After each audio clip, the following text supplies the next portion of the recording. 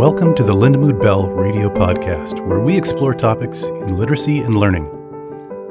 Hi, I'm Dave Hungerford for Lindamood-Bell. Every student should go to a school that helps them learn to their potential. Lindamood-Bell Academy, a private K-12 school, is a great solution for many students, including those who thrive in a non-traditional teaching environment. We combine research-validated Lindamood-Bell instruction with accredited curriculum and help students close the gap between potential and performance. Students can attend online, in person, or do a combination of both. The learning needs of each child are addressed, so they are ready to learn, and they do. We're now enrolling for the upcoming school year. It's a perfect time to get started. Go to lindamood-bellacademy.com or speak to our admissions team at 800-300-1818. Well, today I'm talking with Barbara Rosenthal, a mother of twins who attend the Lindamood-Bell Academy. Well, Barbara, thank you for coming in to talk to me today. I want to find out a little bit about your twin sons. Okay, well, Joe and Brian are curious and happy. They're identical twins. They have a neuromuscular disease, and it's very rare. And that's been a difficult thing because there's no information about it. It's so rare.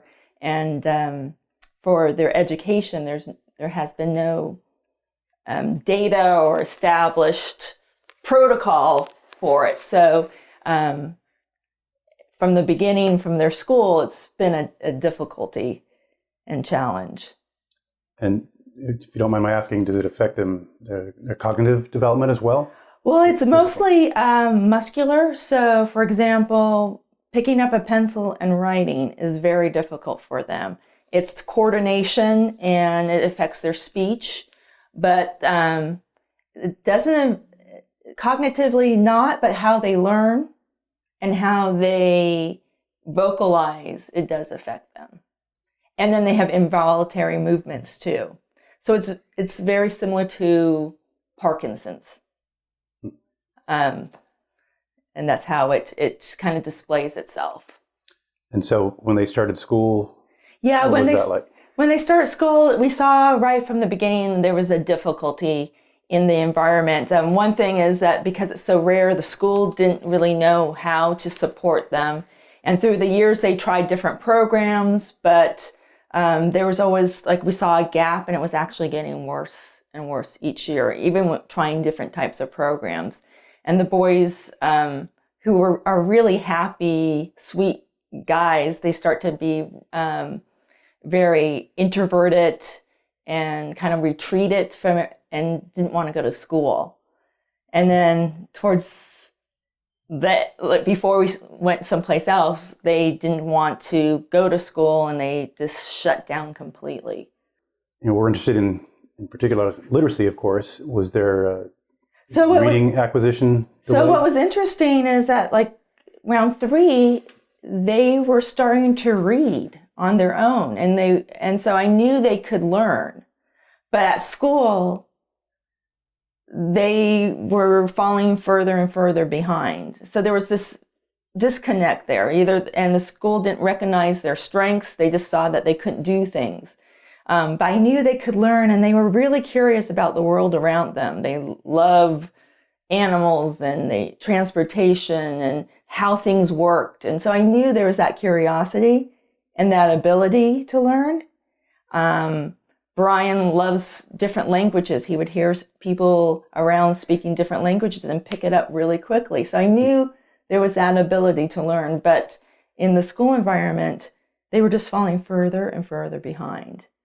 What sort of assistance did they come up with for them? Well, they had different types of programs. So we tried, they were in special ed, and they were in different programs within the special ed. And some were in the regular classroom for some period and in the special ed classroom and in different groups, but they never really fit into any one box well. And because of their involuntary movements, when they were in a large classroom, they didn't do well. And that they couldn't use a pencil. And the programs just didn't fit. And so we really got desperate at the end, especially when the boys didn't want to go to school and they just shut down. They weren't talking, they weren't laughing anymore. We really kind of got desperate then. So I started looking at different schools. I probably looked at maybe 12 or so programs and schools in the Bay Area. And they seemed to be really focused on very specific needs. And the boys didn't fit in that box very well. And so part of my research, I found Lindamood-Bell. And I didn't really know anything about them. But when I looked at the website, it looked really interesting. And I gave them a call. What grade level were they when you... They were in fourth grade. Fourth grade? Right. And now they're in sixth grade. In sixth grade now. Yeah. It's very, very rare. So there's very little information. They're in part of a research study because it's so rare. So there's not information. There's no established, this is the learning techniques for this type of child with this type of condition. So we're kind of navigating uncharted territory, and everything is kind of a try and see basis. And when with the school district, we tried, and it just seemed to be getting worse and worse. And when we came here, the flexibility and the openness and trying things, we're finding the right things that fit the boys. What was your first in-person view at Lindamood-Bell? Well, when I first called, I did see a difference from the other schools I looked at, because the other schools were, again, focused more on what the boys couldn't do. And when I came to Lindamood-Bell, it was very welcoming and open, and really took the time to get to a picture of the whole child and the evaluation. So we learned right away that the boys were more than 4 years behind in reading comprehension. Even though they could read, they weren't comprehending what they were reading. And over 4 years behind in math. So we started them with Seeing Stars program, and then moved very quickly to Visualizing and Verbalizing, and then the math program that was on Cloud 9. So they started out not in the academy, but in just receiving just the because they instruction. needed to kind of get that basics. They weren't really getting any education in their previous school. They were more focusing on behavioral things and not academics. And the boys were really bored because they had the capacity to learn, and they were just not getting the education. So we kind of had to start kind of ground zero and build up. And also they were so withdrawn. They were mistrustful of teachers and other kids. And so these programs were excellent for getting them to come back and wanting to learn again. Do you remember what the visit with the staff member was like after their evaluation? I know it's a long series of tests. It is, in fact, very much appreciate it, because they didn't judge from the beginning, like, oh, your child is this, and put them in a certain box, because the boys didn't fit into any type of category. And so they really took the time to really see what the boys could do, where they had challenges, and to get to know them. And that, I appreciate that time that was spent to do that. And then we really did learn where they were. I couldn't get that from the school. Like, where were they in the academics? Because they weren't teaching them any academics. So we got a really good picture of where they were. And then they've developed a nice program for them that was truly individual for both Joe and Brian. Because even though they're identical, they have different personalities and different learning styles. So Brian gets bored very easily, and he needs a lot of variety. And then Joe likes structure. And so they developed different programs and incentives for both the boys. And then the other thing I noticed is that they really did look at the boys' strengths and leverage those strengths to help them learn, where in the past, the other programs in school, they really focused on what the boys couldn't do. And in 6 months, we saw this huge change. Like, they were talking about school, they want to be here, they love the teachers, and they were growing very quickly and achieving a lot. Well, just in 6 months, they achieved more than what the previous school thought they could ever do, in their lifetime. So that's a good start. Yeah. And that happened to be kind of coinciding with us starting the Lindamood-Bell Academy. Right. So we did that for a year and a half for the programs and built the foundation. And then this past year, they started Lindamood-Bell Academy. What was that like? It's nice because it leverages those learning techniques that they learned before into the academics. So that gap is shrinking. In some subjects, they're excelling at grade level now because it's really focused in that one-on-one, and they're making friends here, which they didn't in their previous school. So it's a very caring, positive environment for them. And this is actually one of the sites that has more than most. Yeah, I believe here. There's 13 students in the academy here. And so how often do they come then? They come 5 days a week, and from 9 to 3. 9 to 3. So they do a full day. Full day, yeah. And they're getting curriculum, they're getting interaction with the other kids. Right. What's your interaction been with the staff here? Oh, really good. I mean, it's because the boys, what they have is not known, and how the flexibility that if something is not working, they tell me right away. We collaborate, we try different things, and we've really honed into what's best for them. And then also sometimes things work, and then the boys need a change, and they make those changes. It's very flexible on the needs of the boys, which I appreciate. And they collaborate with me too, which that was not the case before in the old school. And what's been the biggest challenge for the boys here in the academy? I think it's because it is intense, that one-on-one. That's sometimes a little bit, they're tired, but they enjoy it. So they come home talking about the school, and they're eager to go the next day. And so it's been really a good fit for them. Great. Do they have siblings? Yeah, this is the two of them. Just the two of them? Yeah. And so you noticed their behaviors changed? You said they were kind of withdrawn for a while. That's right. So now they're laughing. They want to learn again. Brian, when he became withdrawn, he didn't want to read. He didn't want to speak different, like he loves different languages. He didn't want to speak different languages. Joe really didn't even want to play that much. And that has changed.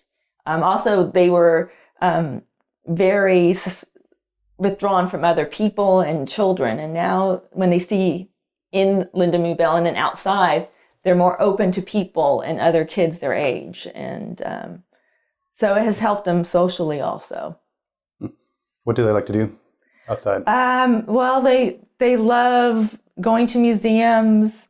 They love video games, of course, at that age. We boat, so we go boating, they go fishing, and those are the main interests. Yeah. Outside. Are they planning to come back next year? Yeah, definitely. What is their future here plans for them? I'm hoping to all through middle school, and then we'll see where they are and see what we will do for high school. What subject are they particularly interested in right now? Well, Joe likes language arts because he's likes to talk a lot, and that wasn't the case before. So he likes that and expressing himself. And then Brian likes math, and before math for both of them, they didn't want to have anything to do with. And now for Brian, that's his favorite subject. So just regular curriculum all day, or are they splitting it with some curriculum and some of the program instruction? I think they were with Cloud 9. It was in the beginning of the year a mixture, and now I think it's all curriculum. So they've moved to all curriculum. And how do they keep you apprised of their progress? Well, with the lead teacher, I get meetings with them. The boys tell me. There's also a daily little report that comes out. It's called Class Dojo, and it gives, how the boys are doing. Are they, following instructions and participating and things like that. So I get a little snapshot every day through that report. And then I do meet with the teachers officially about once a quarter, but then also when I see them, pick them up, and I'll talk to different teachers and get an idea how things are going too. And then the boys tell me how their day went too. What's the structure of like that meeting with the lead teacher? What's that like? It's good. We get to, they review where they are in all the subjects. Also what's challenges and where they're really excelling. I get samples of their work. We talk about what the future plan for the next semester is. So again, it's looking at how they did, where they can improve, and what the ideas for the next semester. Do they get like grades, letter grades? They do. And how would you describe the environment here to somebody who's never been in a? It's a very caring, open environment, and I feel like everyone's like very open and honest, and so you have a really good feel of what is going on and what you can do to help your child, succeed. I feel, it's very open and welcoming. Had you been to private specialists before? We've been to lots of specialists before, because the boys, again, what they have is so rare that we tried a lot of different therapies and specialists and programs before. So yeah, we're familiar with, and sometimes it's not a very open environment. It's like we do our thing, and you're over here in the waiting room kind of experience. So I don't get that here. It's very collaborative. It must be difficult too if they don't quite fit into the pattern of patients or students that they've had before. And that's what we experience. Like if they don't fit in, a lot of times the program, then because they don't know, they don't want them in the program because they've never seen this and they don't know really how to handle it. So we kind of get pushed out, versus here it was like, oh, we've never seen this. Let's investigate. Let's see these boys. Let's see what they can do. And they work, everyone's been great about working together and trying to figure out what's the best approach for them. And I think we've honed into the right thing. I think that's one of the strengths, is being flexible to not completely changing a program or an approach entirely, but being able to make it. Yeah, I think it's looking at the child first, and then seeing how the program can support that child, versus other places is we have this program, does this child fit into our program? And that's the difference I see here. Are you familiar with the Visualizing, Verbalizing program? Well, for the boys, that was the program that really, they love seeing stars because they could read and spell well. So they mastered that pretty quickly. The visualizing and verbalizing was really challenging for them because part of their condition, speaking, is difficult, and expressing themselves. So it gave them the tools to do that. And I think that was really the foundation that's helped them now to take that foundation and the things they learn and the techniques, and then apply it to the academics that they are learning in the academy. Because it helped them a new way of processing when they read something, how to comprehend it.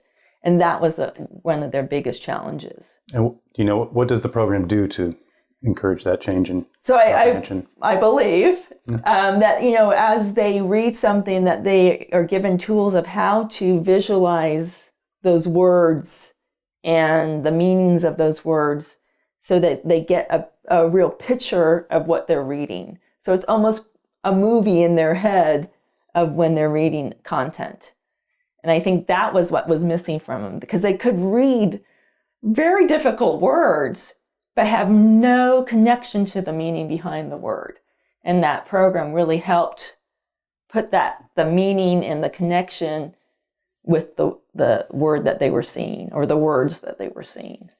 So they're visualizing not the letters of the word, but the concept and the meaning of the word. And yeah, right. During their 6 months of initial instruction, was there a particular time that was kind of a watershed or a breakthrough moment?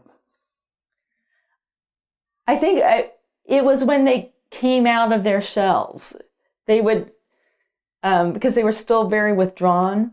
And so there was a point when they felt safe and their confidence came up, and that kind of then opened them up to the ability to learn. I think that's because of the staff here that helped them transition to, like, this is a safe, fun place, and learning can be fun, even though your experience wasn't that before. Once they saw that it can be fun and it's safe and it's very positive, that was kind of the turning point. And it took a while for them to see that that's consistent and that was the case. And how did that make you feel as a it was like huge relief, because for 4 or 5 years, school was, every time I dropped off the boys, there was this tension and fear of, like, what was this day going to be like for them? And picking them up, and they were miserable. It was heartbreaking sometimes to drop off my children at school. And now that stress is completely gone, because they walk in and they don't even say goodbye to me. They're like saying hi to all the teachers and the kids and stuff. So it's a big relief.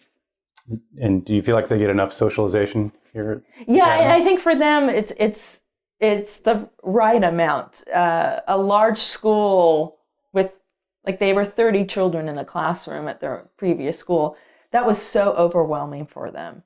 And their physical, because their muscles are impacted with their condition, it's hard for them to move. So when you have all these kids running around, it was too much and overwhelming for them. So this is really the right fit for them, because they're socializing. It's not too much. It's not overwhelming for them. And they can move at their own pace here. And they're part of, like, a school, if you will, of like 200 students across the country. They're involved in the academy. Yeah, and that's the other thing too. They do communicate with kids in other areas too, video, and they've told me about that, about when they met different kids across the country. Well, thank you so much for sharing the story. Okay. And thank you for listening to the Lindamood-Bell Radio Podcast. You can see a short video of Barbara and the twins on the Lindamood-Bell YouTube page. Find more episodes of our podcast and subscribe wherever you get your podcasts. And follow Lindamood-Bell on Twitter, Facebook, and Instagram. We are Lindamood-Bell.